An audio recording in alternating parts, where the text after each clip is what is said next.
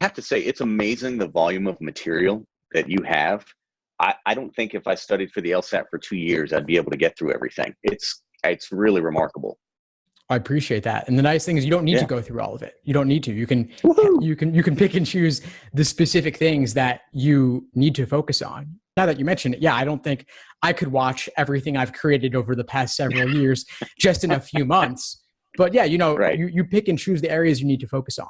And so if, Sure. let's say Sure. logical reasoning comes more naturally to you, you don't need to work through every single example problem. Right. Right.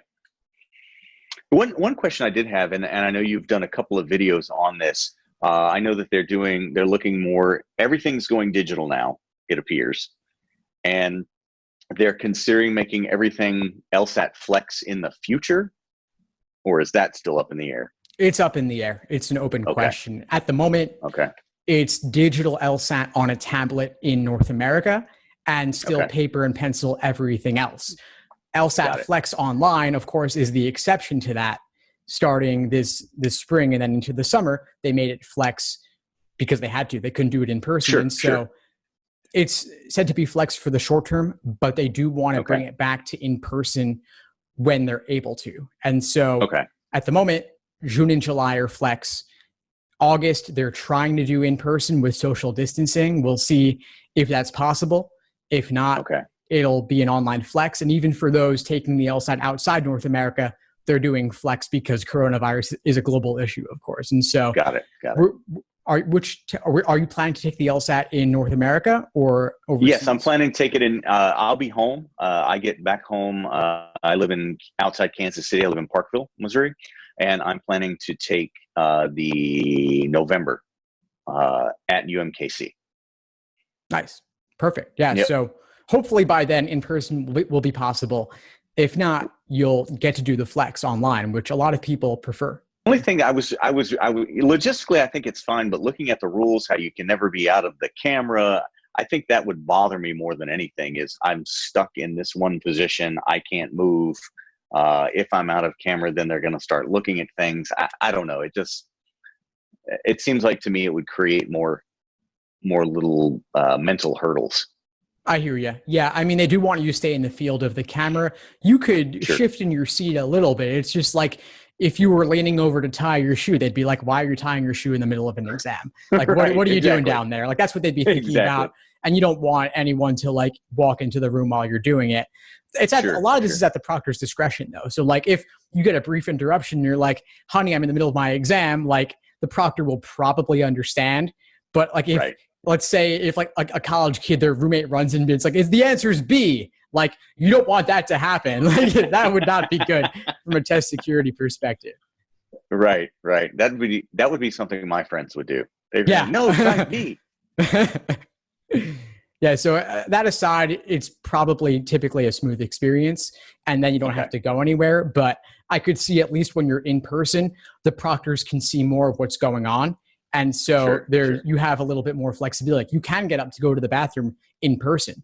It'll cost you Right. time though on the clock. And so I would strategize to avoid that, but Sure. it has certain liberties that online doesn't. Okay. Yeah, and I'm kind of used to it because in the safety field, like all our certifications, their exams, like the associate safety professional is a 5-hour exam. Then you have to take that before you take your certified safety professional, which is also a 5-hour exam. So I'm kind of used to that whole proctoring business, going to a testing center, sitting down and having your scratch paper and that'll all be fine.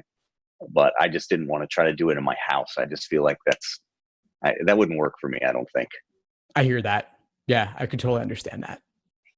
But other than that, yeah, I just feel like it's going to take me a little longer to find out where I'm really, really struggling. Everything's still, I feel, diagnostic. I do want to thank you for saying not to take a diagnostic right in the beginning, because that made no sense to me. I said, all I'm going to do is get pissed when I get in. And if I make, a 135, I'm going to be like, why am I even trying? So I had sort of made the decision, I think I'll wait off on the diagnostic. And then once I got into the course and you recommended it, that helped a lot. Good. I'm glad to hear it. Yeah, I think it's better to learn the material first, then test yourself.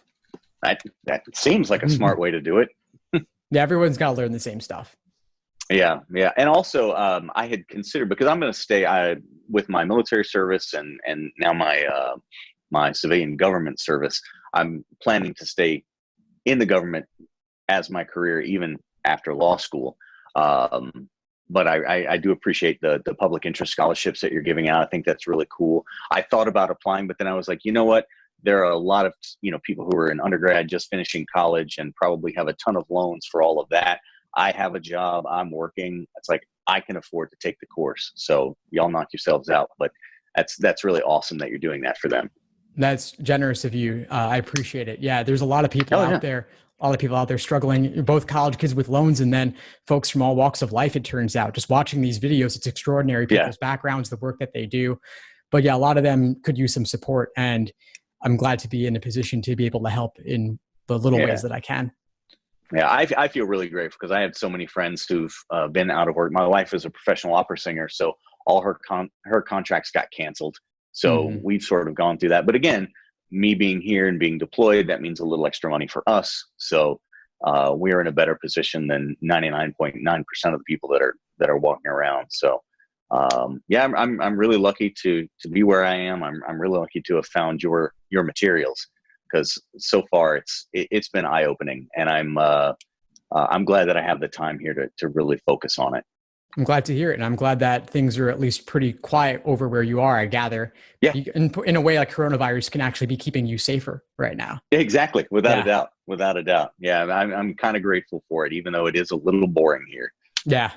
Well, I guess in the military, boring is good, right?